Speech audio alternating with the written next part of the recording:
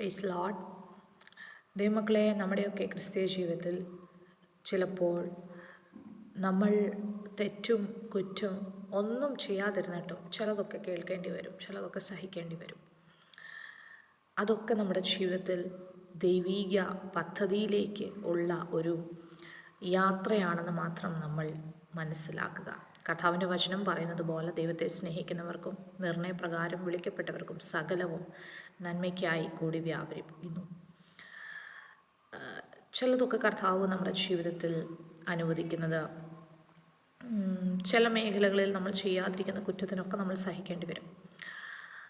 ഉൽപ്പത്തി പുസ്തകം 40-ാം അധ്യായം അതിൻ്റെ 15-ാമത്തെ വാക്യത്തിൽ ഇങ്ങനെ നമുക്ക് കാണുവാൻ കഴിയുന്നു: എന്നെ എബ്രായരുടെ ദേശത്ത് നിന്ന് കട്ടുകൊണ്ട് പോകുന്നതാകുന്നു. ഈ കുണ്ട്രയിൽ എന്നെ ഇടേണ്ടതിന് ഞാൻ ഇവിടെയും യാതൊന്നും ചെയ്തിട്ടില്ല.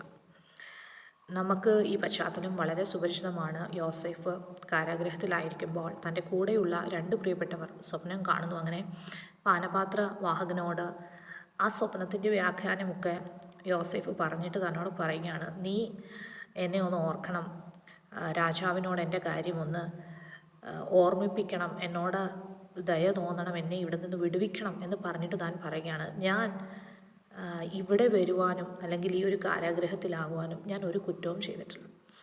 ദൈവമക്കളെ, യോസേഫിൻ്റെ സഹോദരന്മാർ തന്നെ പൊട്ടക്കിണറ്റിലിടുമ്പോഴും താൻ ഒരു കുറ്റമൊന്നും ചെയ്തിട്ടല്ല. തന്നെ വിൽക്കുമ്പോഴും തൻ്റെ ജീവിതത്തിൽ ഒരു കുറ്റം ഉണ്ടായിരുന്നില്ല. നമുക്കറിയാം, പോത്തിഫറിൻ്റെ ഭവനത്തിലും താൻ ഒരു കുറ്റവും ചെയ്തില്ല. പക്ഷേ അവിടെ ഒന്നും താൻ പ്രതികരിക്കാതെ, തൻ്റെ ഭാഗം ന്യായീകരിക്കാതെ യോസേഫ് നിൽക്കുകയാണ്. യോസേഫ് ഈ മനുഷ്യനോട് പറയുക: നീ എന്നെ ഒന്ന് ഓർക്കണം, എന്നെ ഇവിടെ നിന്ന് വിടുവിക്കണം, ഞാൻ ഇവിടെ വരുവാനും കുറ്റമൊന്നും ചെയ്തിട്ടില്ല.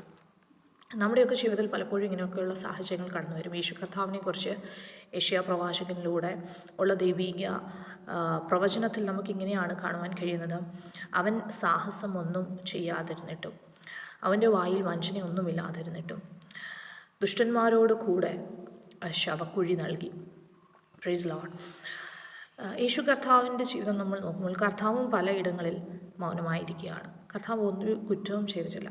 കുറ്റം ചെയ്യാതിരുന്നിട്ടും വിധിക്കപ്പെടുകയാണ്, അല്ലെങ്കിൽ തെറ്റ് ആരോപിക്കപ്പെടുന്ന ഒരു അനുഭവമാണ് നമുക്ക് കാണുവാൻ കഴിയുന്നത്. അങ്ങനെ ആയിരിക്കുന്നവരോട് ഇന്ന് എനിക്ക് നൽകുവാനുള്ളൊരു ദൈവിക സന്ദേശം: ഇതൊക്കെ ദൈവത്തിൻ്റെ പദ്ധതിയാണ്. കർത്താവ് നിങ്ങളെ വാഗ്ദത്തത്തിലേക്ക് നയിക്കുന്ന ഒരു പാതയാണ്. ഈ ഒരു അനുഭവത്തിലൂടെ കടന്നു പോയാൽ മാത്രമേ ദൈവത്തിൻ്റെ വാഗ്ദത്തം നിങ്ങളുടെ ജീവിതത്തിൽ നിറവേറൂ.